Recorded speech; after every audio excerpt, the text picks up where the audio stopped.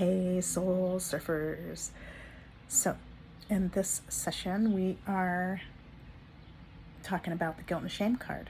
And it's a two-faced card. The flip side looks like something like compassion, understanding, forgiveness. You fill in the blank.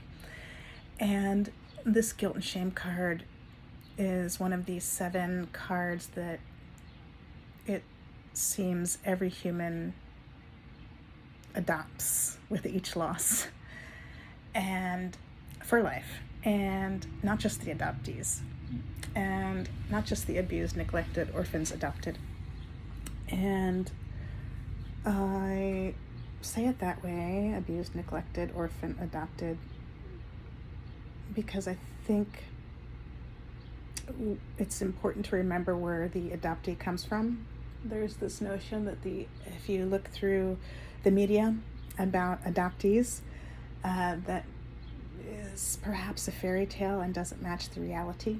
So, okay, that aside, that was a sidebar. Pardon me. The guilt and shame card. The guilt and shame card.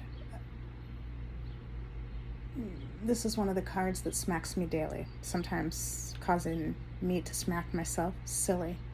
And I am called to exercise compassion, forgiveness, and understanding for myself. Just radical self-compassion, because like guilt and shame, like, wow, I'm at this place where I've danced away from the adoption fairy tales and the gypsy myths, and that included dancing away from my adoptive families, my in-laws, friends, professions, and start a whole new way of life, which is thrilling and liberating, but at the same time, wow. I love all those people. I want them to come with us. And so the guilt and shame that I wasn't able to, pardon me, can hear it there, that I wasn't able to assist them in the way that they wanted me to, as whatever role I was playing for them.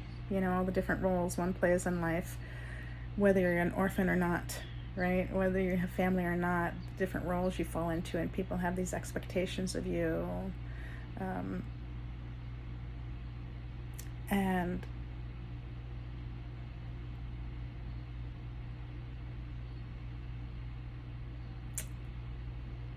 yeah, that's a lot of guilt and shame. On top of the guilt and shame that I hear if I turn on the media, and it's that fight, flight, freeze, fawn, fuck.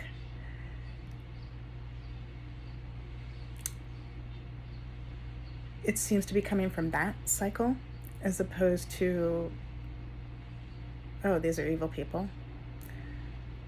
In my experience, I got to a place where I was not allowed to judge people as evil, and that caused me to come to these conclusions that I'm sharing with you.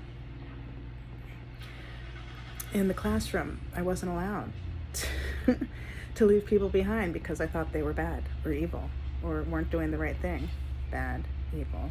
I try not to use those words. They're not so fair or accurate or relevant, especially if we're trying to help everyone succeed. So, guilt and shame. Flipping that card. Trying not to judge others, trying not to judge myself, catching myself when I do, tagging out to self-care, radical, forgiveness, understanding, compassion, forgiving myself for what harm I incurred to myself and others as I was stepping out of the adoption fog, out of the adoption fairy tales and gypsy myths, and forgiving others as well. And yeah, Thank you so much for joining us in this session. Until next time, ciao for now. We love you all.